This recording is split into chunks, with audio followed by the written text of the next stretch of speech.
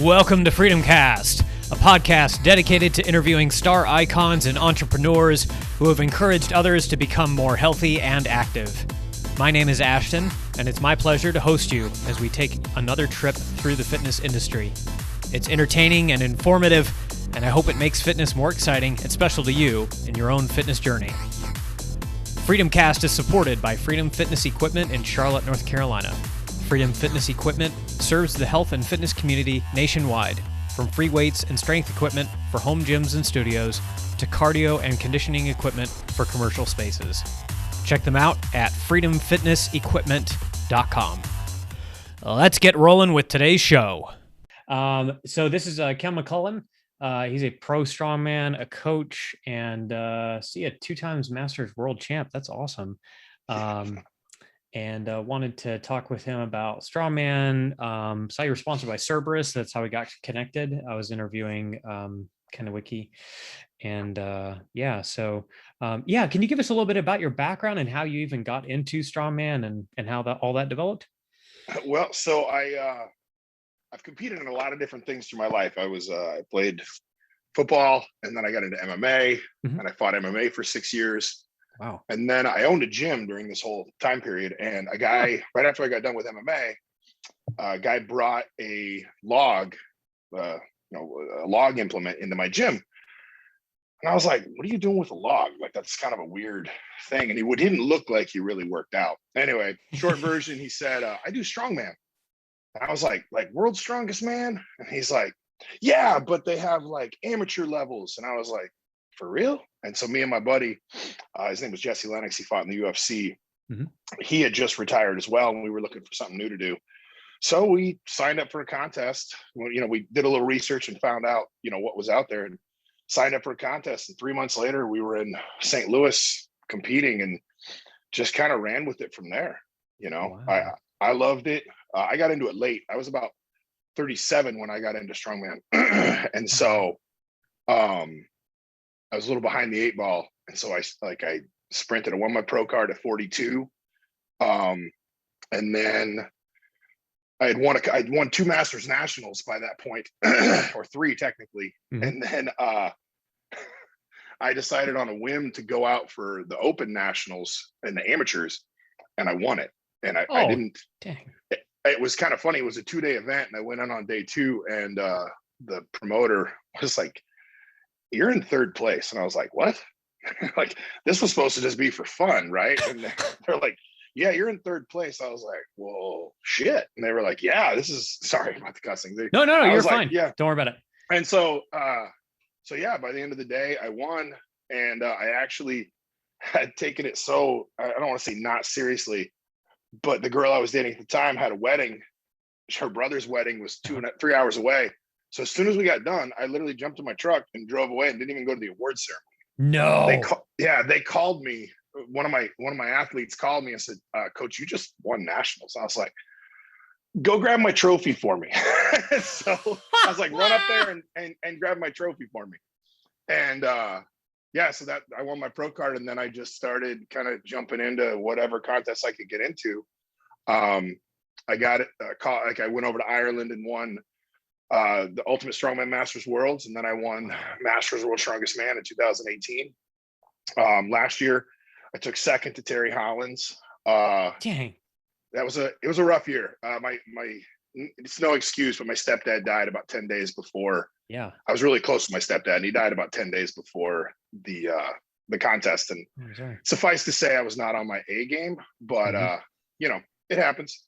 Life happens, it's strongman is not the be all and end all of the world. And and then ever since then, COVID has pretty much shut down everything. So I've just been training and kind of living life. I sold my gym, moved to Michigan just recently, and I'm kind of starting over with not a new business, just a new training business, and just focusing on my training and enjoying life at this point. So it's fun. Nice. I'm curious about your background. Did you say with the UFC? I didn't actually fight in the UFC. I competed MMA. Throughout. So my problem was the Nevada State Athletic Commission, which governs pretty much the entire UFC structure, has a weight limit of 265 pounds. Well, I hadn't been 265 pounds since I was like a sophomore in high school. So I would spend months trying to get down to, the lightest I got was at 273 for a fight. Oh my word. And that was a tough cut. But so toward the end, I was training in Bettendorf at Pat Militich's gym. And then the idea was that there was a possibility I could get a fight in an organization at the time called Strike Force, which was a competing organization to the UFC. They ended up buying it. It's the one that Gina Carano fought in. Oh, cool. Women's MMA. Yeah. She brought women's MMA to the forefront. Anyway, so I was cutting. I dieted for 6 months, and just about the time I was within striking distance, Pat sold the gym and decided to pursue other interests. And I was just kind of like, like, I'm sick of dieting. That was the nice thing. That was part of the appeal of Strongman, to be perfectly honest. When I talked to the guy, I was like, oh man, what's the weight limit on these weight classes? He's like, there's no weight limit. And I was like, whoo, boy, you sold me on this bad boy. Let's go do it. And as my friend likes to point out, I've pretty much been on a perma bulk since then.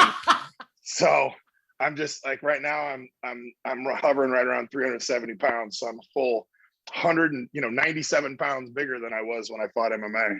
Oh my word. Have you ever watched Kiriakous Grizzly? Okay, so you need to look this guy up. He is what one might call our bloat lord and savior. He's got to be like pushing close to 400 or 500 pounds, and he's lifting. He's doing like you got to look up videos. He screams at the end of each of his sets, but he's like putting all the plates on either side of the bar and doing like shoulder raises or something. Oh yeah. I think I've seen clips of that guy. That guy's crazy strong. Yeah. And I just, every time I think of like strongman or like even powerlifters for that matter, I'm just like, this is why they got into the sport. Yes.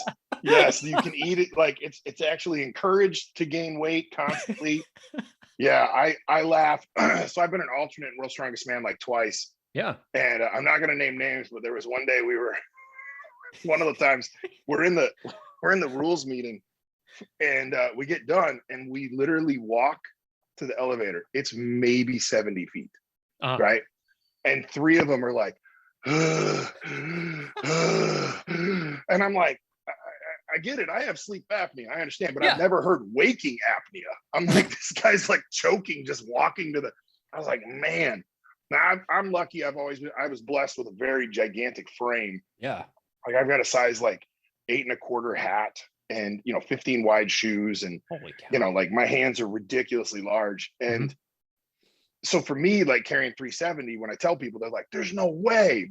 But then you stand next to somebody else that's got a small frame that's 370, and they look like 5 pounds of sausage in a 3-pound sack, and so it looks like they're gonna pop. Yeah. And I kind of laugh because I still do quite a bit of cardio and mobility I'm 46 at this point. Yeah. And so I'm looking at longevity because you don't see many 370 pound 50-year-olds, right? So I'm trying to look like long game. Like I want to see the sunrise on my 60th birthday if possible, That would be really nice. Is there with strongman, I suppose it all depends on genetic predispositions and that kind of thing, but I'm sure there's a balance between like speed, especially for like the carries, and getting as heavy and strong as you can possibly go. Is there a line there? What is the line? I'll fluctuate. Well, so it depends on it. So there are guys so you have contests like the Arnold, and the Arnold traditionally, because most of it was held on the main stage, everything was limited to 15 to 20 feet, right? So it was crazy heavy. Yeah. So the bigger you could be for that, the better. Okay. But then you go to, America's Strongest Man, some of these overseas competitions, it's more athletic. And so it's nice to be well-rounded, but you got to kind of strike that balance. So some shows so I was about 380 going into World's Strongest Man as an alternate, because everything's so heavy and so big. Now for Masters World's Strongest Man in November, that's my next contest, I'm probably aiming to cut down to about 355. Okay. Because there's a lot more moving events, and I don't need to carry like that kind of mass. And, you know, a lot of it will depend on if there's a lot of times you'll see guys, if there's a pulling event, like a train pull or a truck pull, that kind of thing, mass moves mass. So the bigger you are, the easier it is to move something like that. Yeah. So you want to put weight on, you know, and then the bigger you are, generally the stronger you are. So a lot of guys, you know, you see a more of a trend right now, guys like Novikov, Maxime Boudreau, you know, these guys that are like, even Martins Licis is a smaller guy, but these smaller guys that are just super explosive and super strong, but hell of an athlete on top of it. You know, in terms of like Novikov, if Novikov had been born in Texas, he'd be playing linebacker for some NFL team at this point. The guy's a freak, you know, and like Kilishkovsky, like he'd be playing tight end somewhere. Like that guy's super athletic. But, you know, that's kind of the trend I see in strongman. It's kind of swinging back more to athletic stuff, like back when Mario Pujanowski was, you know, the world's strongest man so many times. It was very athletic. And then it kind of swung more to the static stuff. And you see, you know, Brian Shaw and, you know, Z and these guys that just lift ungodly amounts of weight. You're like, okay, you just have to be a freak and strong at this point. Well, then now it's kind of trending back the other way to smaller athletic guys, it seems like. Other than, I mean, Stoltman won this year, but for such a big guy, that dude is crazy athletic. Like, he's crazy. And he's just hitting his stride, it seems like, with how, I mean, he's probably going to be set up like Shaw was back in the day. I'm really hoping Shaw can pull off one more, but Tom's the up and comer. It's going to be between Tom and Novikov. Like Novikov had a off world's strongest man. He did. Yeah. He didn't really look like himself, but Stoltman came through just blazing. I mean, he's going to be tough to beat. It's going to take a perfect performance by Brian, and probably, as much as I hate to say it, a couple stumbles from these other, like, nobody's ever going to beat Stoltman and Stones. Like this year, it came down, you know, like Brian and Tom and Stones. Yep. And that's like saying, like, okay, it comes down to a 100-meter race between me and Usain Bolt. Like, crap. Well, second's kind of cool. I'll take it. You know, like barring some catastrophic injury, we all knew how that was going to end. Yeah. Like nobody is going to beat Tom and Stones for probably a freaking decade. Like the guy just, it's unbelievable to watch. It's cool to watch on TV, but to watch it in person and to be in it and know like how hard a 450-pound stone is to move. Yeah. And he's just like, puts it up there like, that's where you want it. I can move it over here if you want. You're just like, what the? This can't be right. You know, like the first year I saw him compete, I was on the equipment crew last year and he did the stones and I literally went up and was like, nope, that's a 450-pound. Okay. I thought we maybe loaded these wrong, because he just, and it's unbelievable to watch the progression, even since I got into it. Like I laugh. So in 2018 on World's Strongest Man, at Masters World's Strongest Man, so I'm there and they're playing during the check-in, they're playing the 2012 World's Strongest Man on TV. And we're standing in line, and it's me and a couple other Masters guys, and we're shooting the shit. And I look over and there's the circus dumbbell from 2012 World's Strongest Man. Here's Brian Shaw hitting this circus dumbbell for however many reps he hit it. I don't remember. Watch it, but I just remember looking at it going, how much is that dumbbell? It says across the bottom, 200 pounds. That was my weight in 2017 at amateur nationals.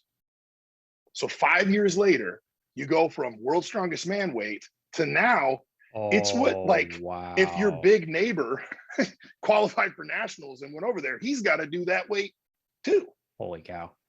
And so, like, how fast the sport is progressing is mind-blowing.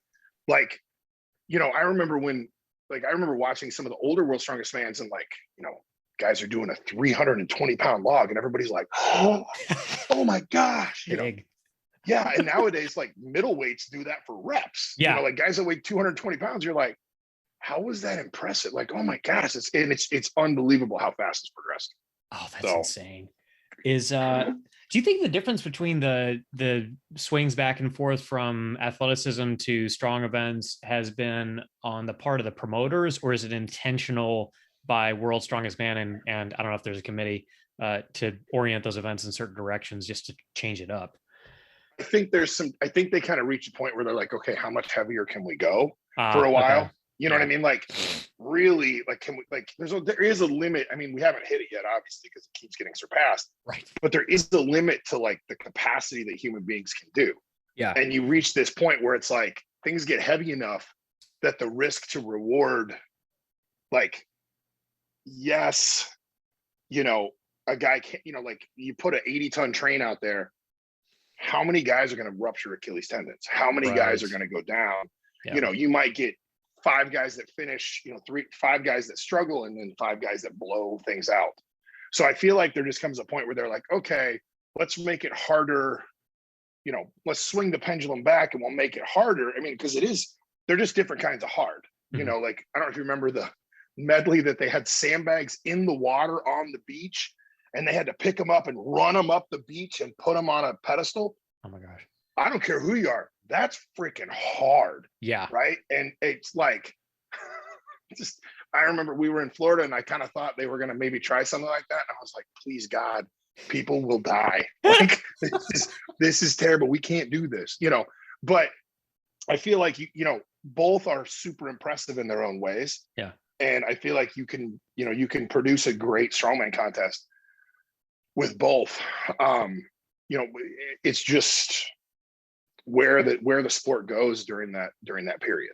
Sure. If that makes sense, you know, like it does. Everybody wants to, and there does come a point where, like, even Novikov's deadlift last year, he set the world record on the 18-inch deadlift, and it was over 1,000 pounds. Jeez. But when you look at it, like, as a lay person, you know, like, my mom watched it and is like, okay, well, he just picked it up, like, but she thinks it's much cooler that I pulled a semi with a trailer. She's like, that's impressive. And I'm like, Mom, that was like 1,100 freaking pounds. Like, that's the most anyone. And she's like, yeah, but he just picked it up. Like, you pulled a truck. And I'm like, oh, okay. You know, and so there's something to that, in the sense of, like, it is a TV show. Yeah. And there is something to be said. Like, I don't know if you remember the old Hummer tire deadlift that you see at the Arnold. Yes. Yeah. There's tires like all the way out to the walls, and then they pick it up and everybody's like, wow, the tires are like 50 pounds each. I mean, but it looks so freaking cool, right? Like, it's just mind blowing, you know. And then they have the elephant bar deadlift, which is much heavier and more difficult, but it's just plates on a bar. Right. And people are like, I see that at my gym around the corner. Like, you know, there's always that guy back in high school. Back in high school, I deadlifted 900 pounds. I'm like, of course. Yeah. Like, what happened? You know, like, I was 12. What the hell? Yeah. So it's one of those, like, you know, they have to produce a good spectacle and a good, like, it's got to be good television to get people to watch. And same for events at contests, you know, like, there are things that look cool for spectators to watch, and you want people to get involved and watch, that may not necessarily be as hard as, you know. That was one of the drawbacks to, I don't know if you remember the Stone of Steel that was popular for a while. I think, is it just basically like an Atlas stone just made out of steel? Made out of metal, and you loaded it with plates. Okay, yeah. And the problem was, so, like, they had that at the Arnold the year I competed in Amateur Arnold, and I won the stones on the main stage. Huh. And the funny part is so a couple people in the audience were like, well, you're doing the same weight as the girls. And I was like, well, no, there's more weight. Like, there's more weight in there, but they all look the same. You see what I'm saying? So it didn't look as in, like it was, you know, double the weight of what the girls did, and, you know, this and that. Yeah. But it looked the same. And so people are like, that's not impressive. You're like, I was pretty impressed. Yeah. No kidding. But it's one of those, so you got to have the visual effect. You got to make it look cool as well as be challenging and heavy. So I think as long as you're going to see this swing back and forth in perpetuity. It's going to go on forever. You know, as you approach the limits of one, they're going to be like, okay, really, what more can we do? That's going to swing back the other way. And it's going to go on, and eventually probably not in my lifetime, but we'll see a 2,000 pound deadlift someday, you know. My gosh. That's hard for me to wrap my head around right now, honestly. Those bars are going to have to get really long. Yes, they are. Imagine. So I have a bone to pick with Strongman, World's Strongest Man in particular. And I think this is like an ongoing complaint, but what the heck is going on with them? And maybe I missed it. They don't have a live, oh, sorry. The TV spectacle is in what, December or something stupid like that? Multiple months afterward. Why? Has there ever been a reason behind that? Unless you're not allowed to say. No, so here's the best way I can put it is you don't bite the hand that feeds you. Again, and the UK television, like, so I'm gonna side note, I'm gonna just for an example. Yep. So I came to Michigan for a month to kind of seclude myself and focus on training for World's Strongest Man. My friend found me a place by posting on Facebook, hey, a pro strongman friend of mine needs a place to stay while he trains here. This British couple literally was like, can you come stay with us? Come stay with us. And the woman, this amazing woman named Fran Parsons, let me stay at her house. She was super welcoming. Her and her husband are amazing people. She said every year on Christmas, her entire family gets together and watches World's Strongest Man. Wow. It's a tradition in her family. Like, they make bets, they like do all this stuff. I mean, back before they released all the stuff, months in advance. So that's the money. That's the golden egg, is that British, the UK release of WSM. I don't see them changing that anytime in the future because they probably can't make the same off the live stream. They can't do it. They're really like this year they were especially like, hey guys, like, only release stuff that we film. Okay. They were very particular about like spectators not filming. It's, their property, I don't know what the legal term would be, but it's their intellectual property. I don't know. It doesn't seem super intellectual, but you know what I mean. And they were very particular about, like, if an athlete videoed something, like, not releasing it. Like, so it's there's a lot of people, like, even me, I'm like, man, just put it on TV. Like, I want to see it. Like, I know. But if you go to an event, you realize why they can't do it live. Okay. Because, like, some of the events take, the stuff's incredibly heavy and awkward. Right. And they run it in a minute, but then we got to come out with a forklift, pick each piece up and reset it and get it set. And they got to reset the cameras. And, it can be 5 to 10 minutes to reset a field. And that's not conducive to good TV. That's true. You know what I mean? There's only so much, like, interviews and filler crap you can throw in between. I mean, imagine if baseball was like, okay, he hit the ball. Now we got to take 10-minute break. We'll come back. We got to go find the ball, polish it. Everybody's got to go pee and come back and clean their uniforms. And then we'll do another at bat. Stay tuned, America. No, man, with the attention span of people right now, you wouldn't even get through one inning and it'd be canceled. So yeah, it's not real conducive to live. Clash on the Coast. I don't know if you saw that. They just did Ken Nowicki was, I don't talk about myself in the third person. Ken Nowicki, who you mentioned at the beginning. Yep. He was heavily involved as a sponsor in Clash on the Coast. And it was, I can't think of his name. Oh, Anthony Furman put it on. It's completely independent promotion.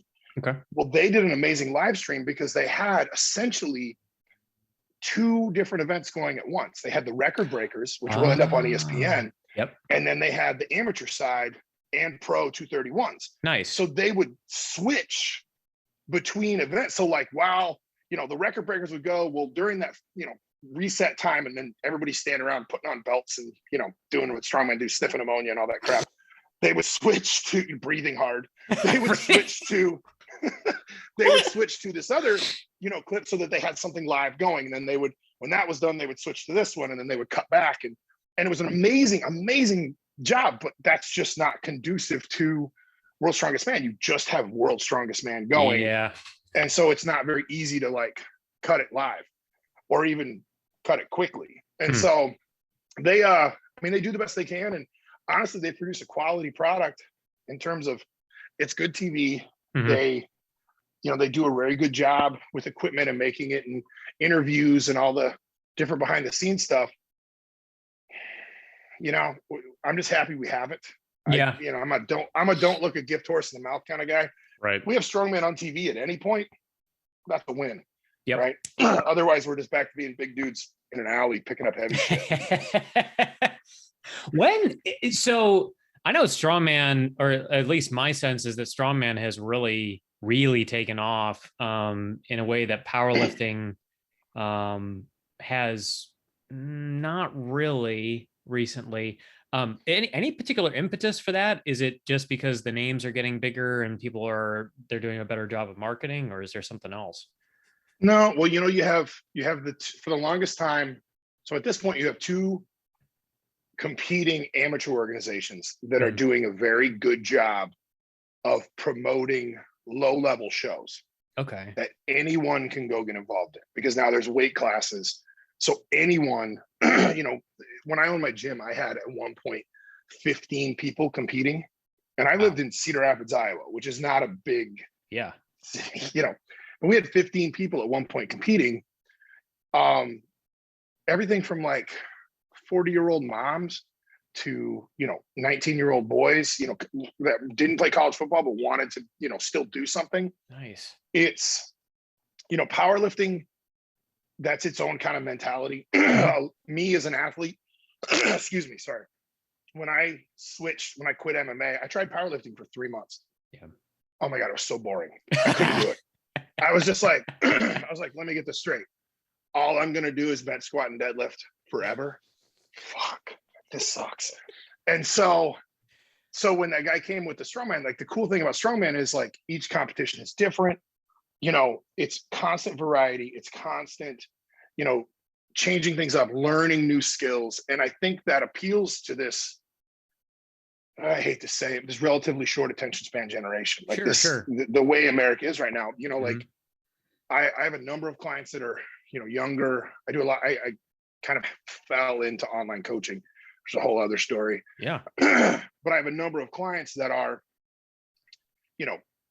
19 to 25, and they love it because they'll sign up for a contest and they train, these 5 events, and then they get done and they're like, I want to do this one now. So we train 5 different events. So it's like, in a way, strongman lets you train like with training ADHD. You're constantly varying everything up. You're never bored, and that was one of the things I loved about it, was it wasn't just 3 lifts forever. It was like, you got to improve your log and your axle and your dumbbell and your deadlift and your squat and your carries. And, there's 9 different carries and loads and, all of it.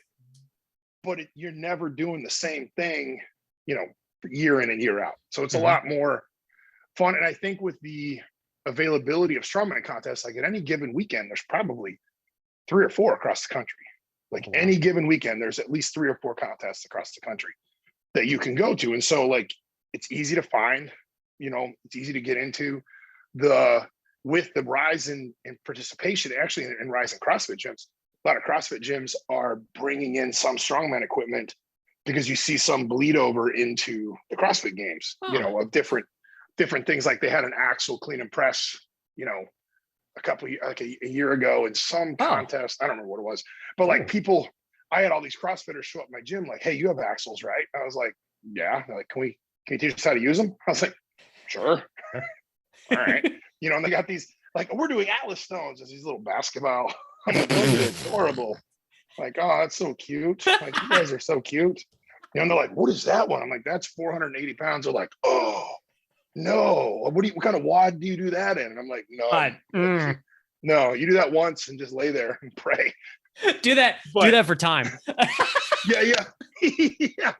Do one of those for time. That's how it works. But it's it's funny, but because of that, like I feel like because it's now so available, more and more people like want to do stuff. They want to be active. They want to go out and do stuff. And so like I get random people messaging me like, hey, I want to try strongman.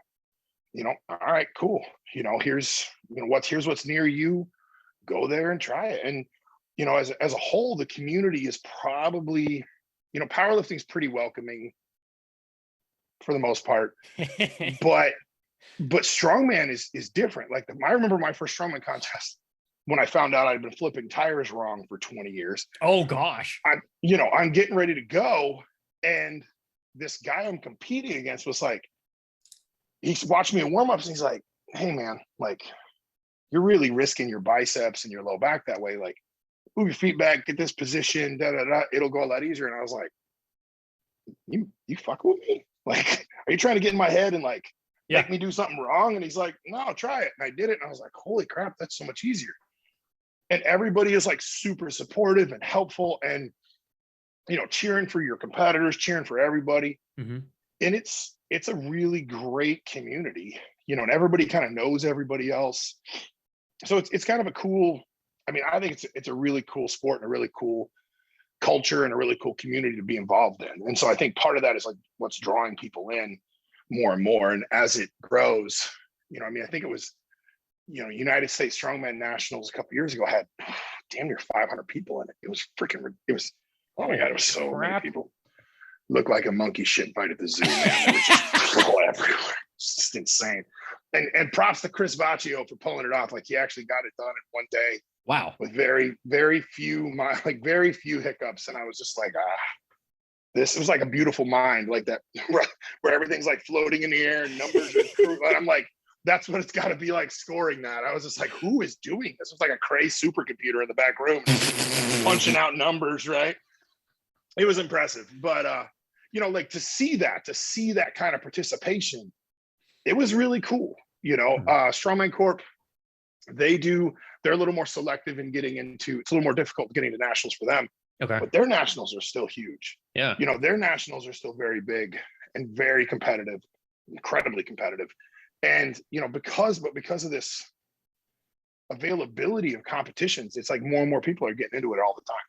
Nice. And the beauty of it is anybody can, any size. Right. You know, like I'm currently training a woman who weighs 140 pounds to compete in nationals. Wow. Right. And you wouldn't think of, you know, 140-pound girl as, you know, a strong man. You know, you think strongman, you think big, hulking, out of breath dude sweating a lot like me. Not like this little, you know, 140-pound blonde with shoulders who's like, yeah, I want to lift logs and stones. And you're like, fucking sweet. Like, let's go do it. Right. And so because of that, it's like, it's just everywhere now. It's awesome. That's well, and the implements kind of lend themselves to wide availability, particularly with the home gym explosion due to COVID. You can pick up a rock in your backyard, and now you're doing strongman. Hey, what do you know? yeah. Like Ken was talking about, like selling out of sandbags during COVID, and because I mean, the sandbag alone is this incredibly versatile training tool that people, if you're creative, you can hit just about everything with a couple sandbags. You know, to have that's strongman. You know. Yep. And now it's just like everybody loves it, and they think they realize just how natural it is to pick something up and carry it. Yeah. You know what I mean? Like that's, you know, pick things up off the floor, carry it, press it over your head.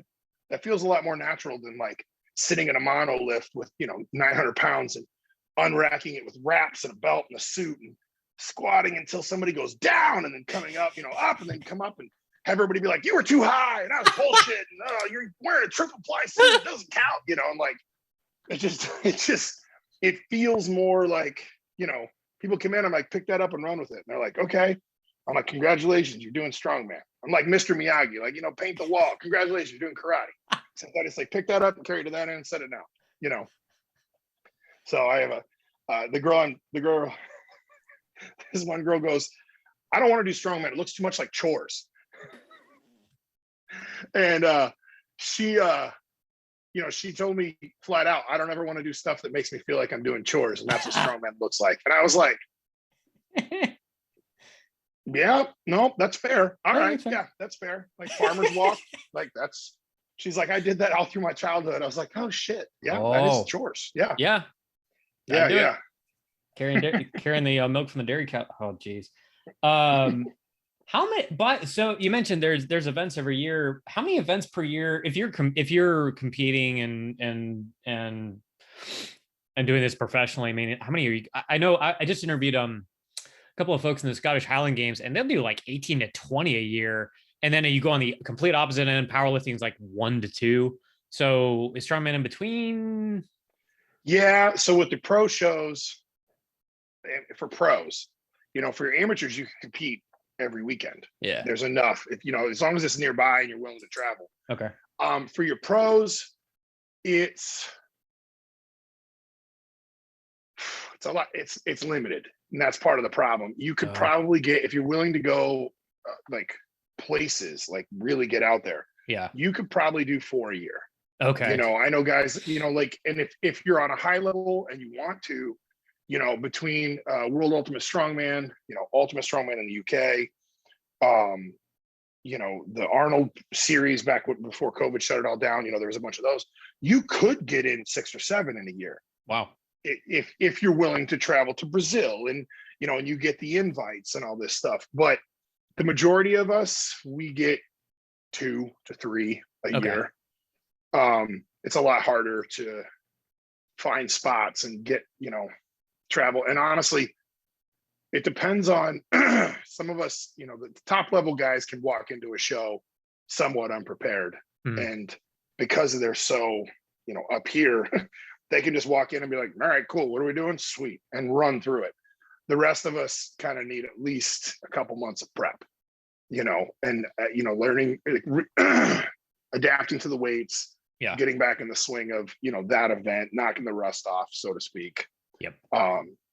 So like last year I planned on competing 3 times for sure, possibly 4. This year it'll be 1, you know, just possibly mainly because there's not a lot coming back around. You know, gotcha. Is there a peaking cycle for that kind of stuff, or is it more fluid where you can kind of, it doesn't really matter, you're just kind of at whatever you're at throughout the year? You know, I've done this. I've done a couple shows that were literally just like my first Ultimate Strongman show. They called me on Tuesday and said, "Can you be on a plane on Wednesday?" Oh, geez. And so I flew to Ireland, competed, and took 3rd. And that was literally just me walking in, going, "All right." Like I literally showed up. I'm like, "What are we doing?" Oh my word. Okay, cool. All right. You know, I just packed everything in my bag and was like, "I hope I brought everything I need." Wow. But ideally, you know, you keep yourself at a certain level of preparedness year round, but it's like anything, you can't maintain that peak strength and condition for too long, you know. And so there is a ramp up phase, you know, where you build work capacity and do all this stuff, and then there's a, you know, a phase where you basically start transitioning to more very specific things, you know, that are going to be in the contest. And then usually the last, depending on the person, 3 to 4 weeks, it's pretty much just the events, you know, to hone it. You know, I always call it like honing the edge. Like you build, you know, like when you take a big block of iron and you heat it up and hammer it, it kind of looks like a knife, you know, and then that's like the accumulate, that's like the start phase. And then, you know, you do more work and it's like, all right, now it's really knife-like, but it's not very sharp. Well, that's that second phase. And then the last phase is just, you know, polishing it and making it sharp so you can cut things up. That's the peak, you know, but you can't keep that peak for too long. And so it's kind of a, you know, you'll take a last minute show and you just go in and hope for the best. But most of the time people want to take long, and nowadays it's a big risk, you know, because if you get beat in a show and you want to get into Giant Slab or World's Strongest Man or whatever, there is a risk if you go out and get beat by somebody that they're going to be like, well, you didn't do very well over here, so why do you belong, you know, over here? And that's kind of a lot of big shows, you know, a lot of the invite only shows, right? It's about where you placed in the last 2 shows. And so unless you're a name like Novikov or, you know, Stoltman or whatever, you could go shit the bed and still get an invite. But the rest of us have to go, you know, we have to be kind of careful about, not me, I don't care, I'm 46. I mean, I'm just here for the hell of it and have fun. But the other guys gotta, like, especially the younger guys, or, you know, guys that are kind of on the verge of the top bubble, like they have to make sure they don't get beat by a guy like me. Like they go to a show and they're like, some dude from middle of nowhere freaking beat you, like what the hell, like, you know. And that looks bad. And it could be, you know, they weren't prepared or whatever, they had food poisoning, you know, whatever it is, but it still looks bad. You know, an L is an L, so to speak, as my coach in high school used to say. So that's fair. I'm curious on the sponsorship side. So how'd you get hooked up with Cerberus? So at my first Masters World's Strongest Man, it was the first time I met Ken. And that was in 2017. I took 3rd. to Zydrunas Savickas and Vitas Makaitis. And that was when I first kind of realized, like, all right, I'm actually pretty good. Yeah. I beat Nick Best, beat a lot of guys that were supposed to beat me. Oh, wow. And made a couple of, I wouldn't call them rookie mistakes, but made a couple of nervous mistakes in the contest that probably cost me second place. I wouldn't have beaten Z in that contest, but I could have possibly jumped up to a close second. But I met him there. We chatted. You know, one of the things about Cerberus and a lot of sponsors, they want people, you got to have some kind of name. Mm-hmm. You got to have some kind of value. But they also, you know, most companies want someone that aligns with, I'm trying to think of the right word, aligns with their values, their culture, their, you know, their mission statement, or however, you know, whatever business bullshit you want to talk. Basically, me and Ken hit it off. Nice. He's like, I like you. I like your social media. Like, I like how you know, your presence. And he's like, would you want to be you know, you're good enough. Would you want to be a sponsored athlete? And I was like, me? Like, yeah, sure, shit. Like, I'll wear your t-shirt and wear your gear. And it helps that it's really good gear too. I was kind of worried. Yeah. Because I'd only worn like one Cerberus thing prior to that. Because I just had this hodgepodge of like 8 different companies that I just like, what can I afford? You know, all right, it'll work, you know, that kind of thing. And so I got the gear and I was like, man, this stuff's actually really good. Like, this is really fortunate. And you know, and I like the way they behave. You know, when there was there's been some controversy with a few athletes through the years, and where they might have said something inappropriate or done something inappropriate, and Ken is literally just like, you're out. Like, oh wow, can't have you out. Like, I don't want to do, you know, like, if that's what you want to say, that's fine. If you want to behave that way, that's fine, but you're no longer associated with Cerberus. And that kind of integrity is rare. Yeah. And I value being associated with a company that's like that. Yeah. In the sense of, so I don't have a problem pimping Cerberus out every chance I get. You know? Love it. Yeah, man. Like, I don't have a problem because they're a great company and they have quality people, and they generally, you know, he's very particular about who he lets become associated with Cerberus, which I like. It's not just like, let's go for the biggest name dude. Who cares if he's a you know, domestic violence prone, you know, guy with, you know, Barry tires or something like that or whatever, you know what I mean? Like, he, you know, he doesn't want to deal with people like that. He doesn't care how popular, how amazing, and how awesome they are and how many followers they have. If they are a generally degenerate piece of shit, he's like, I don't want to deal with you. So I value that in a company, and I consider Ken a true friend. We've become really good friends since he sponsored me. Like, I admire what he's done with Cerberus in America, and so like I said, I don't have a problem being sponsored by that's awesome by good people. So yeah, I would imagine that's hard to find in the world of sponsorships. There's a lot of sleaziness that goes on, I think, in that whole yes. I'm curious about your business and coaching side. So are you planning on starting another gym? And I know you're doing coaching right now, but no, I have zero desire to open another gym. Okay. You know, I loved what I had and what I built, but it got to the point where, you know, it dominated my life. I was there 7 days a week. Oh, wow. You know, it was one of those, you know, I loved what I did, but I realized, like, if I take a vacation, like, the place falls apart. Right. Mm-hmm. And so I sold it, and I haven't really had any desire to open another one. I still want to train people. I still want to work with people. That's like what I'd love to do. It's what gets me up in the morning. But you know, that and coffee. But it's one of those, it just doesn't you know, it just doesn't hold any desire for me. Like, I where I'm at now, Strength Depot is an amazing facility, really good people. And, you know, when they heard I sold the gym and I was interested in moving, they were like, come here, it'll be great. And they're right. It is great. It's awesome.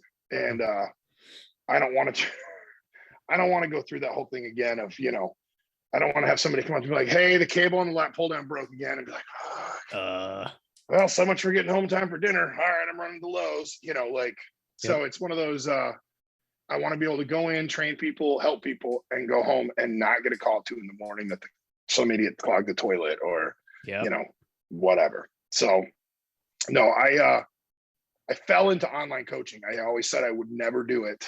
And I met this young lady at a contest in St. Louis, and she was backstage, and it was a press medley, and one of the events was one of the presses was a keg clean and press. And she was backstage trying it, and I was like looking at her doing it. I'm like, what are you doing? She's like, I've never done this before. And I was like, oh my God.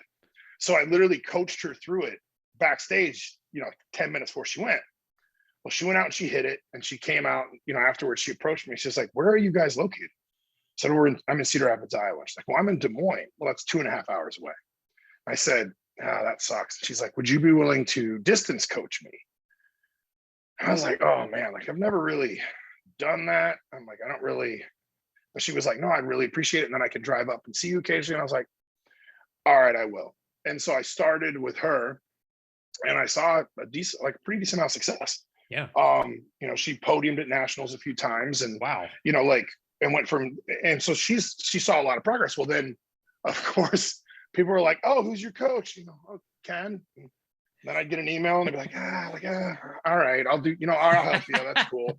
And then, next thing I know, I've got, and I don't want, some of these guys out there have like 100 plus clients. Like, oh, geez. No, I want to be able to give, my thing is I have a questionnaire that I send people, and I go through their social media and I look at and see, like, is this person serious? Right. Like, are they, what's the situation? Are they, I kind of have a soft spot for masters guys, so I'll have some masters reach out and be like, hey, like I'm struggling. Like I can't, like I'm always getting injured. I'm always dinged up. And I'll be like, all right, like, let's work together. We'll see what we can do.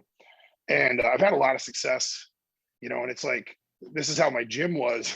It started in my garage, just because I didn't want to go to a Globo gym, so to speak, and train people anymore. I wanted to do my thing. Well, word of mouth of, I'd work with a kid, somebody else's parents would be like, when did Jimmy get good? Like, oh, he goes to this guy's garage. You wouldn't believe it. He's, it's the next thing I know, like I once got pulled over by a cop in my hometown back in Iowa. I was driving home from work. I was working at a bar part-time for a friend of mine. I was driving home and I got pulled over, and I'm like, man, what the hell? Like, I haven't been drinking. I wasn't speeding. And he saw the gym sticker on the back window. He's like, hey, where is that gym? I've been looking for that. And I was like, oh, he had my driver's license, and I'm like, right there. It's right there. And he goes, oh, and he like writes it down. He's like, sweet, I want to bring my kid to train with you. And I was like, okay. He was like, all right, here's your stuff. You around tomorrow? Yep. And I'm like, that's it? He's like, yeah, I just wanted to know where the gym was. I was like, oh, okay. And drove home, so it was like just word of mouth built that up. And that's kind of what, my online training has been. It just kind of, hey, I talked to so-and-so and you really helped them. Like, I need help for this contest. Can you help me? Yeah, sure. And it's just steamrolled. I think I've got 27 clients right now. Nice. And I feel like that's probably approaching the limit of what I'm comfortable with. Yeah. Because I'm an involved coach. Like, I want to see videos. I want to talk to you. I want to know, okay, Logan's got a contest September 18th. These are the events in it. Amber's got nationals. These are the things we need to work on with her. Like, I want to be able to have it in my head. And I think that's part of why a lot of my clients really enjoy working with me, is because I do text them, hey, how'd today go? I know you were worried about it, that kind of thing. And I don't think you get that with some of these guys that have 100 plus clients, that you send them an email and it gets lost in their spam box or whatever, and where they don't ever respond. And I don't want to be an online coach. Like, I don't want to just be like, hey, I'm an online coach. DM me, 3 spots open, like that kind of crap. Yep. But I do offer it to people that reach out, and if they match, if I feel we are a good match, I fired some clients over the past couple of years that Mhm. I just felt like we just didn't click. Like, I'd be like, hey, I've noticed, I never see a squat video. Are you squatting? Like it's written in the program, but I don't ever see a post about it. What's going on? Okay. Yeah, we don't need to work together anymore. Wow. Like, I don't want to mess with you, or if I got to chase you down to pay you month after month, I'm good, So, but that's part of it. It happens in regular personal training. Hey, your package is up. Where's my money? Oh, I'll be gone for a week. Okay. So I do enjoy that. I enjoy one-on-one more. Like I think at the time I had 3 clients at a gym in Pittsburgh. And so I actually flew out to that gym a couple months ago and kind of just worked with them in person because there were so many of them. We all worked together for a day, and it was awesome. Like, I love it. I love in-person training much more than I do online. But I mean, I do enjoy helping people. I do enjoy seeing people do things they could never do, they never thought they could do. Or especially my favorite is I joke, my forte is teaching old dogs new tricks. Yeah. So I get these masters athletes that are like, oh, I just want to, get through this contest. And then 2 months later, they're like, oh my God, I've never hit this. Like, I just hit PRs, like lifetime PRs, at 40 some years old or 50 some years old. And I'm like, yeah, like I kind of, masters guys are kind of my forte, So being a masters guy, I understand what it's like to get out of bed and take 10 minutes to tie your shoes, because you're old and beat up from training. And so we're not 20 anymore. We're not 25. Just, bounce off the walls and, shake it off. So that's kind of where right now, that's where my focus is on the online. And then I'm going to start building my client base here in Michigan for in-person training. Gotcha. That's awesome. Yeah, I found a lot of well, thank God you're not just doing the template thing, because I feel like that's what a lot of online coaching is. Like, please kill me. Yes. Please kill me. Yes. Like, oh, if you want to check in, it's gonna be another $50 because I'm gonna have to actually talk to you this time. So yeah, it sounds like you're actually doing you've got the right approach. Is that, by the way, is that the main source of income for you? So between the coaching and the events and whatever, I don't know what the Strongman prizes are. Right.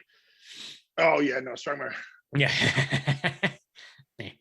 Want some pizza off my winning. No, I mean, like, it's more at this very moment because I just moved and I have no clients. I really have no in-person clients. I mean, I literally moved to Michigan 3 weeks ago, and I immediately took a week-long motorcycle trip. Nice. And then, and it was amazing. And basically, at this point, I'm just kind of starting to probably next week, I'm going to start promoting and pushing, hey, I'm here.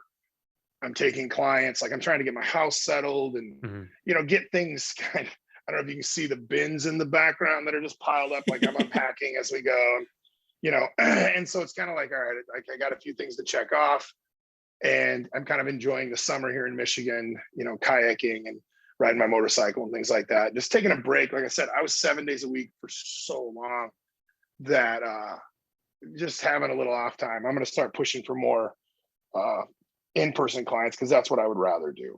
Okay. Gotcha. And that was between, well, I guess, is more when you were running the gym, was more of the income coming from gym dues or from actual personal training? For me, personal training. Okay. The gym dues. So the gym started as purely personal training. Oh, okay. And then as we grew in size, like literal physical size, then there was enough room to start letting members in. And my goal with membership was to just break even on the facility. Right. I wasn't worried about making a ton of money because I didn't want, for me, this might sound snobbish. I didn't want your sleeveless bro douchebags in my gym. Oh, they're great. I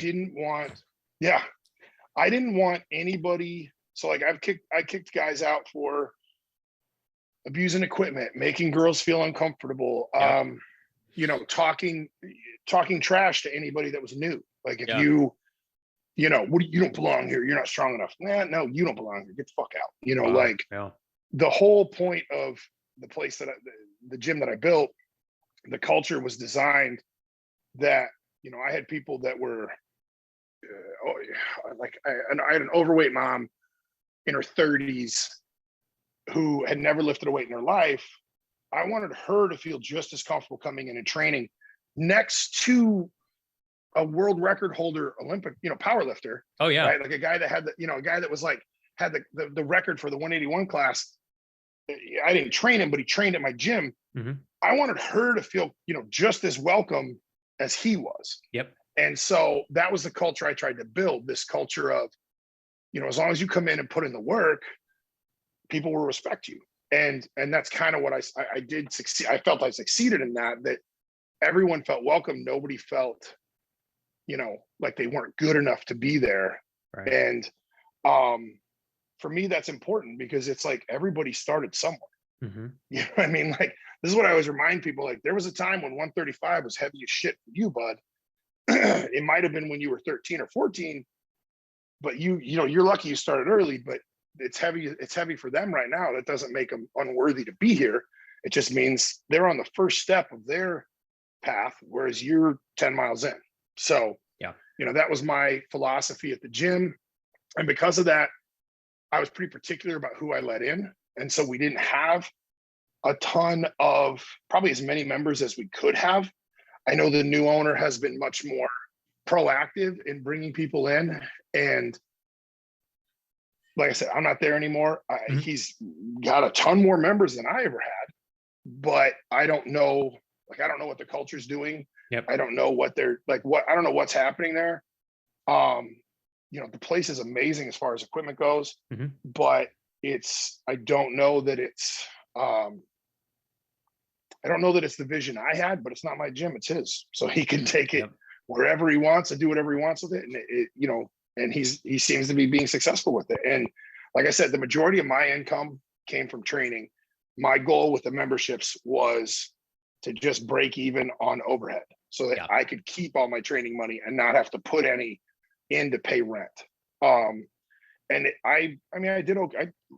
I did okay. I was happy with it, you know? Yeah. And, you know, that being said, I'm hoping that I can kind of do the same thing here, replicate it here. It's pull in clients and, you know, and go from there. Yeah. Are you trying to, any thought of creating like a strongman training coaching, I don't know, group where it's you at the forefront, obviously, but you've got a few different coaches that actually know what they're doing kind of underneath you? Or are you always pretty adamant about the one-on-one with just you? You know, I'll do, so like, are you talking about like online or in person? Either one, honestly. So I prefer groups in terms of like, so like one of the things we did at my gym was, yes, I train people individually during the week, but then one day a week, usually a weekend day, we would get together and do a strongman day. Cool. And you have this large group that is, you know, supporting and cheering and helping. And, you know, one of the crappy things about strongman is the equipment's big and awkward. Yeah. And when you train alone, you know, like one of the worst things. So I had to run this 1,000-pound yoke this one time, right? And it's just like stacks of 45s on this yoke. And I run it and I'm super excited. I'm like, yeah. Oh my God, I got to put all this away. It was like, son of a bitch. And like for the next hour, like I was so tired for the next hour, I'd pick up a 45, walk it across the gym, put it away, and then be like, only 12 more to go. You know, and it was just like this, like that was as long as like, it took longer to put shit away than it did do the workout. And so, you know, having a group that you can just be like, all right, everybody go grab 2 45s, bring them out here. You know, we're all going to use them together. We're all going to cheer for each other. We're all going to, you know, push each other. That I feel like is the best way to train strongman. Nice. Just because of that. And maybe I'm biased because I come from a football and wrestling background, you know, team and group, but like the energy on those days, you know, when we do that, it's completely different than when you're training alone. Like that kind of energy really sparks a lot of PRs and that, you know, friendly competitiveness and friendly trash talking that pushes people past, you know, what they think they can do. And So I mean, there is a group right now that trains here at Strength Depot. I haven't yet ventured in because I'm not their coach. So I don't feel like I can walk in and just be like, all right, here's what we're fucking doing today. Right. But, you know, I talked to a couple of them and they're like, you should come in and train with us. And I'm like, you know what?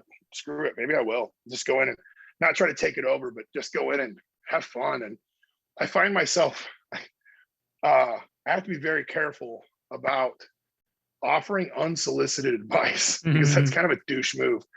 But like, I've been coaching for so long, there's part of me that's like, you know, the other day I was in there just doing my training and there was a guy doing stones and I'm watching him. I'm like, fuck, like I shouldn't say anything. And then I was like, hey, I'm sorry. Like, I just want to say one thing. And he's like, who are you? And I'm like, no, just instead of grabbing it like this, try grabbing it like this. Just try it. Like, I know it's unsolicited, but just try it. And he kind of looked at me. I was like, just try it one time. And he did it. And he looked at me. He's like, that was so much easier. And I was like, yeah. I know what I'm talking about. Doing it right helps. I was like, doing it right helps. Doing it right helps. I said, but you know, and then like later on, he was like, oh my God, I didn't no idea who you were. Like, you won world championships. I was like, yeah, I'm not really that guy. It's going to be like, hey, you want to listen to a world champ, bro? Or you want to like listen to a world chump? Like, I know what I'm talking about. Like, no, that's not me. But I find it really hard not to be like, stop. What the hell are you doing? Put that down. Grab it like this. Do it right. And I have to be real careful because like a lot of these people I don't know yet. So I don't want to be like, I mean,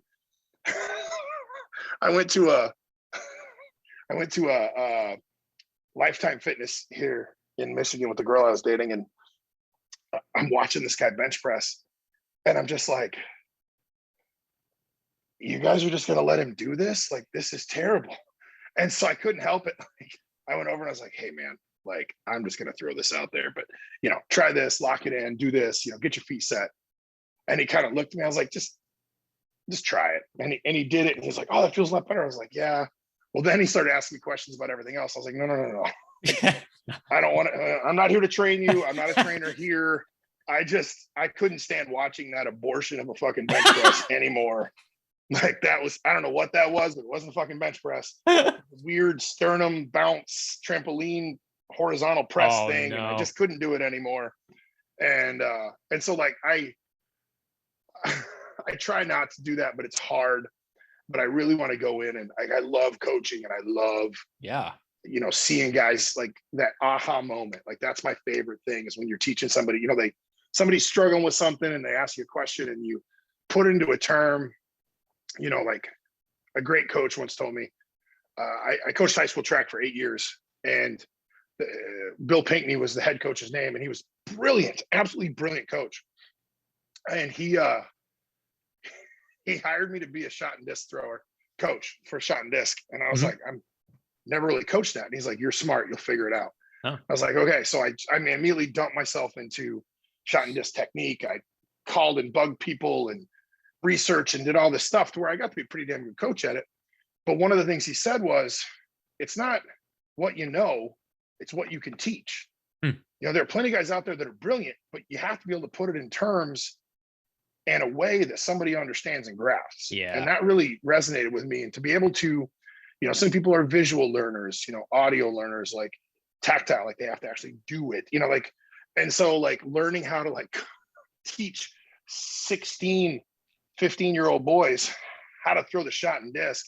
Like, I think that really refined my coaching to a point, you know, to learn how to say something 4 different ways, the same thing 4 different ways, so that it resonated with, you know, way number 1 might've resonated with 3 or 4 guys, you know, et cetera, et cetera. That's what I love, is that moment where you see that light bulb go off and they're like, oh, I get it now. And then they just, you know, smoke a PR or something. And you're like, I kind of did that. That was fucking awesome. You know, like, that feels so good to see how excited they are. Yeah. And, you know, or, you know, to see them jump ahead of what they thought they could do. Like, that's the stuff that gets me excited. And so I think a lot of my clients feel that I genuinely give a shit. Yeah. Which is, I feel like rare sometimes, but like, I think that's part of why I've been somewhat successful as a trainer and a coach. Nice. So, well, if you guys are in Michigan, you need to check Ken out. Where can people find you online? Instagram, Ken_E_McClelland, or Ken McClelland Strength Training. And then on Facebook, it's just Ken McClelland. Okay. I don't have an athlete page or anything. I'm not that cool. I just good old Ken McClelland.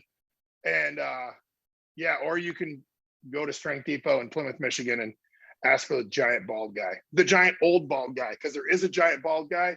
That's Nick. That's not me. Nice. And there's the giant old bald guy. That's me. Sounds good. Well, Ken, it's been an absolute pleasure. Thank you so much. This has been a lot of fun. Thank you for listening. Please give FreedomCast a 5-star review on Apple Podcasts or wherever you listen to podcasts. It would mean a lot to our business. Plus, it's fun to read y'all's reviews. See you next time.